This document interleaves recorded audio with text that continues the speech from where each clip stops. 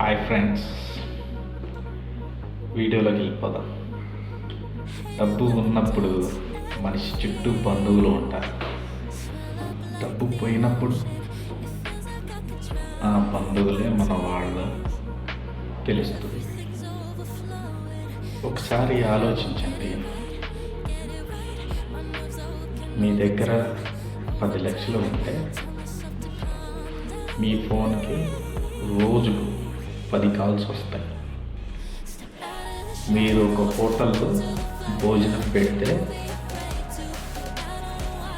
అన్న, బావ, మామయ్య అంటూ పిలిచిన వాళ్ళు ఉంటారు. కానీ అదే మనిషి చేతిలో ₹1 లేదనుకో, ఒకరోజు వాళ్ళ ఇంటి గుమ్మం దగ్గర నిలబడితే ఏం పని నీకు అనే ప్రశ్న వస్తుంది.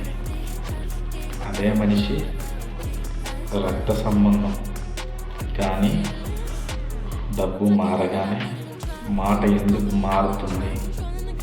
ఈరోజు నేను చెప్పబోయే కథ ఒక వ్యక్తి కథ మాత్రమే కాదు, మన సమాజం ప్రతిరోజు జరుగుతున్న నిజమైన కథ. చివరికి కథలో లాస్ట్ వరకు చూడండి. చివరికి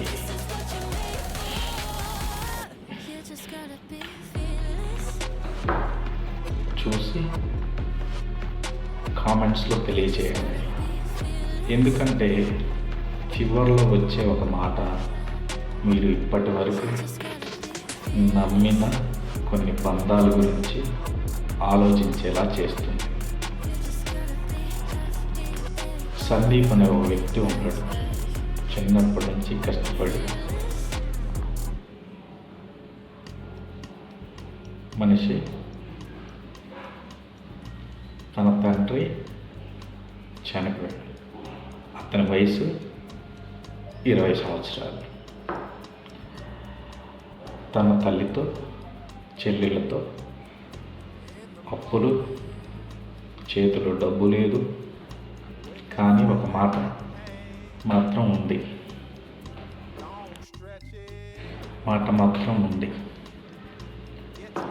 నేను ఓడిపోను. పగలు పని, రాత్రి పని, ఎప్పుడైనా ఎవరైనా అతను వెనక్కి తగ్గలేదు. కొన్ని సంవత్సరాల తర్వాత చిన్న వ్యాపారం మొదలుపెట్టాడు.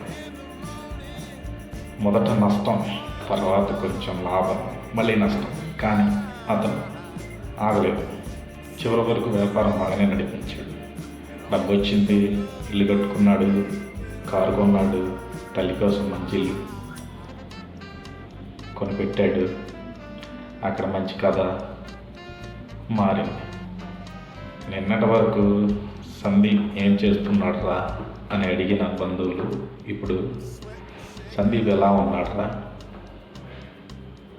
అని అడుగుతున్నారు. అని అడగటం మొదలుపెట్టారు. ఇప్పటికి రాని బంధువులు ఇంటికి రావటం మొదలుపెట్టారు. పండగలు మొదటి అతిథులు అయ్యారు.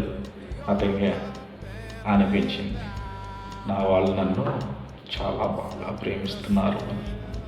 కానీ అతను ప్రేమను చూస్తున్నాడు లేక డబ్బును చూస్తున్నారా అతనికి తెలియదు. ఫస్ట్ స్టార్ట్ అయింది ఇప్పుడు మొదటి దెబ్బ. రోజు సందీప్ బంధువులందరింటికి పిలిపించి అందరూ వచ్చారు, నవ్వుకున్నారు, మాటలు, భోజనం చేశారు. అందరూ ఒక్కటై ఒకే మాట మీద మాట్లాడుకోవటం చేశారు. మన కుటుంబం అందరూ ఏమన్నారో తెలుసా? మన కుటుంబం ఎప్పుడు ఇలాగే కలిసి ఉండాలి. అప్పుడు సందీప్ కళ్ళల్లో ఆనందం. తనకు చిన్నప్పుడు తోడుగా లేని వాళ్ళు ఇప్పుడు తన చుట్టూ కూర్చున్నారు. అతను తెలియని విషయం ఏంటంటే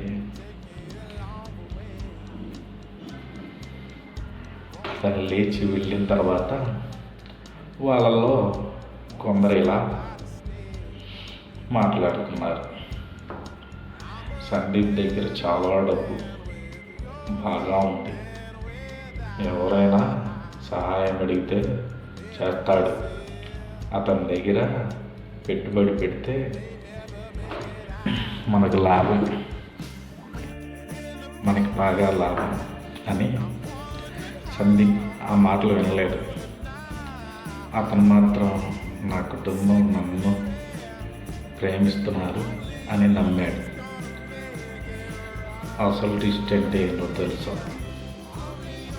1 సంవత్సరం తర్వాత సందీప్ వ్యాపారంలో భారీ సమస్య వచ్చింది.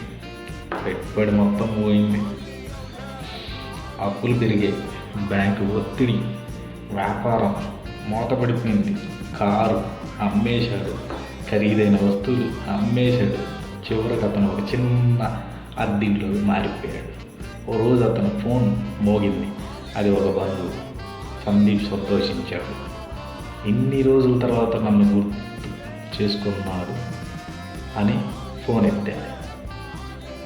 అవతల నుంచి, సందీప్ నీ పరిస్థితి ఇప్పుడు ఎలా ఉంది, బాగోలేదా అన్నావు, అయితే ఇప్పుడు కొంచెం బిజీగా ఉన్నాం, తర్వాత మాట్లాడదాంలే అని కాల్ కట్ చేశాడు. మరో బంధువు ఫోన్ చేశాడు, ఎత్తలేదు. మరొకరికి చేశాడు, స్విచ్ ఆఫ్. మరొకరికి చేశాడు, ఇప్పుడు మేము కష్టాల్లో ఉన్నాము అన్నారు. ఇంకో ఫోన్ చేసి ఇంకొకరికి. అట్లా చాలామందికి చేసి ఒక్కొక్క ఫోన్ ఒక్కొక్క దెబ్బల చివరికి సందీప్ ఫోన్ పక్కన పెట్టి నవ్వాడు.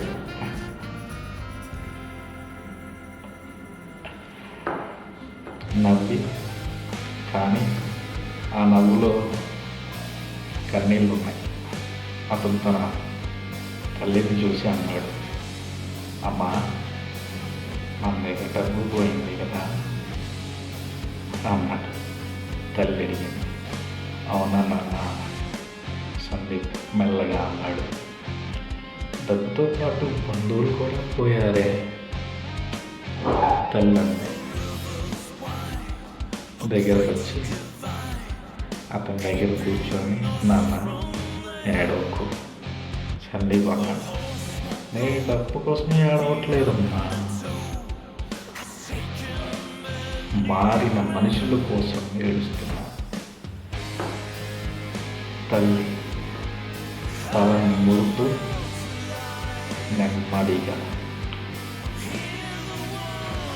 నీ దగ్గర ఉన్నప్పుడు నీ చుట్టూ ఉన్న వాళ్ళందరూ నీ వాళ్ళు కాదు. నువ్వు ఊడిపోయినప్పుడు నీ దగ్గర కూర్చున్న ఒక మనిషి ఉన్నాడో చూసుకో, అతడే నిజమైన మనిషి. సందీప్ తల్లి వైపు చూస్తూ ఆమె కళ్ళల్లో కన్నీళ్ళు. ఆమె ఒక మాట చెప్పింది, డబ్బుపోయిన రోజు నువ్వు పేదవాడి కాలేదు నమ్మ, నీకు ఆ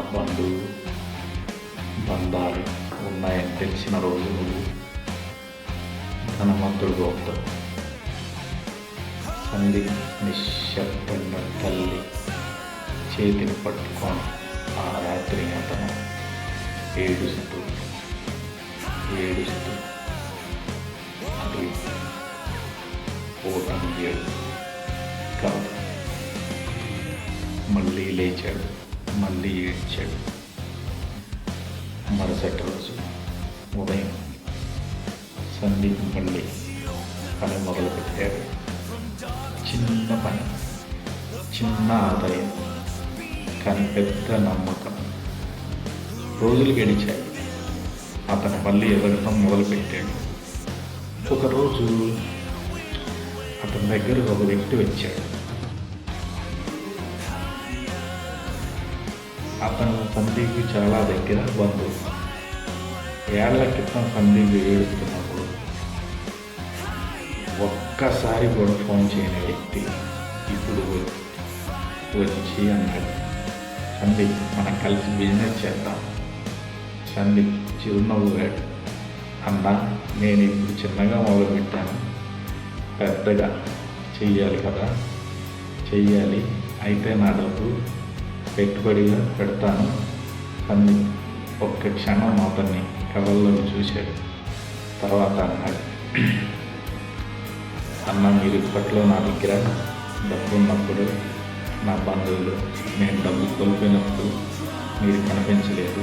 ఇప్పుడు నేను మళ్ళీ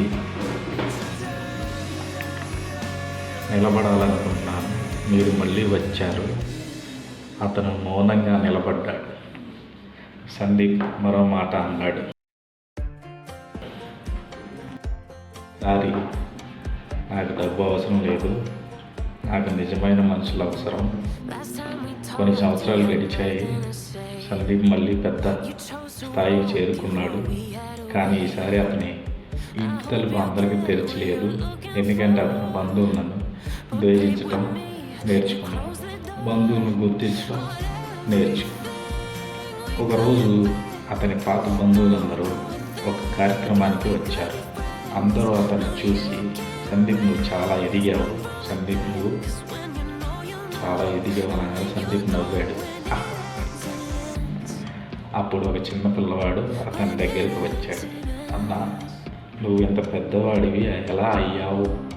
సందీప్ ఆ పిల్లవాడిని చూసి అన్నాడు, నేను డబ్బు సంపాదించి పేదవాడిని కాలేదు, పెద్దవాడిని కాలేదు, మనుషులకు అర్థం చేసుకొని పెద్దవాడిని అయ్యాను. ఎవరు నా దగ్గర డబ్బు కోసం వచ్చారు, ఎవరు నా కోసం వచ్చారు, ఆ తేడా తెలుసుకున్న రోజు నా జీవితం మారిపోయింది. ఇప్పుడు మీలో ఒక ప్రశ్న ఫ్రెండ్స్, మీకు ఒక ప్రశ్న. మీ దగ్గర డబ్బు లేనప్పుడు మీకు ఫోన్ చేసేవాళ్ళు ఎంతమంది? మీ వాదన మీతో కూర్చునే వాళ్ళు ఎంతమంది? మీరు పడిపోయినప్పుడు నేను ఉన్నానని చెప్పిన ఒక మనిషి ఉంటే అతను ఎప్పటికీ కోల్పోవాలి. మీ దగ్గర డబ్బు ఉన్నప్పుడు మీ చుట్టూ 100 మంది ఉండొచ్చు,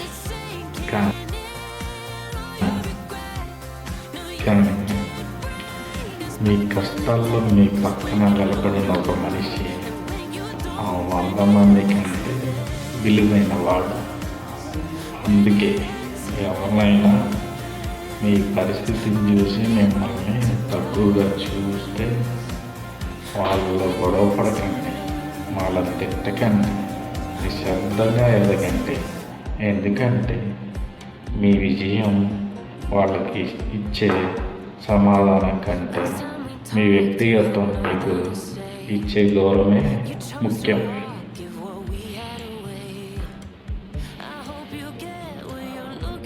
చివరిగా ఒక్క విషయం చెప్తాను. ఒక విషయం మాత్రం గుర్తుపెట్టుకోండి, డబ్బు సంపాదించండి, చాలా సంపాదించండి, మీ కుటుంబం సంతోషంగా ఉంచండి. కానీ డబ్బు లేని మనిషిని ఎప్పుడు చిన్న చూపు చూడకండి. ఎందుకంటే ఈరోజు తను కింద ఉండొచ్చు, రేపు అతను పైకి రావచ్చు.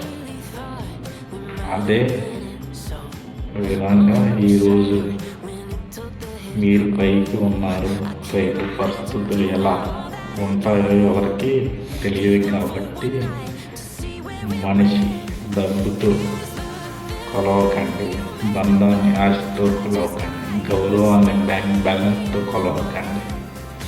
చివరిగా ఒక మాట మళ్ళీ ఏమనుకోకండి ఫ్రెండ్స్, డబ్బు పోయినప్పుడు నిన్ను వదిలే వాళ్ళను ద్వేషించు, వాళ్ళని జీవితంలో మరో ముందు చూపించినందుకు ధన్యవాదాలు చెప్పు.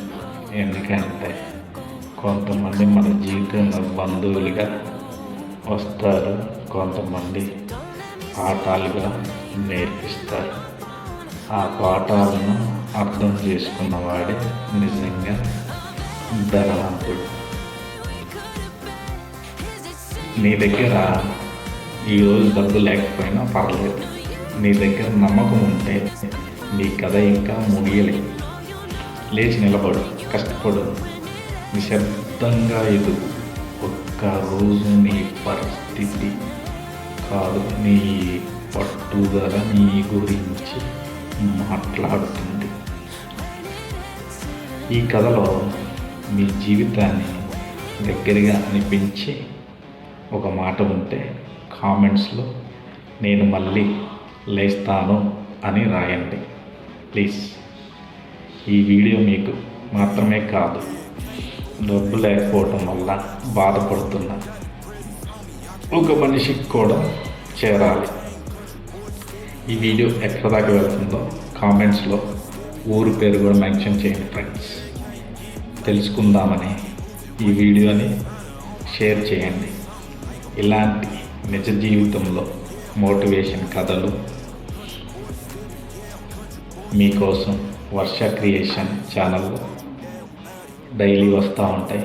సబ్స్క్రైబ్ చేసుకోండి ఫ్రెండ్స్. చాలా కష్టపడుతున్నాను. ప్లీజ్ లైక్ చేయండి, షేర్ చేయండి, సబ్స్క్రైబ్ చేయండి. ధన్యవాదాలు.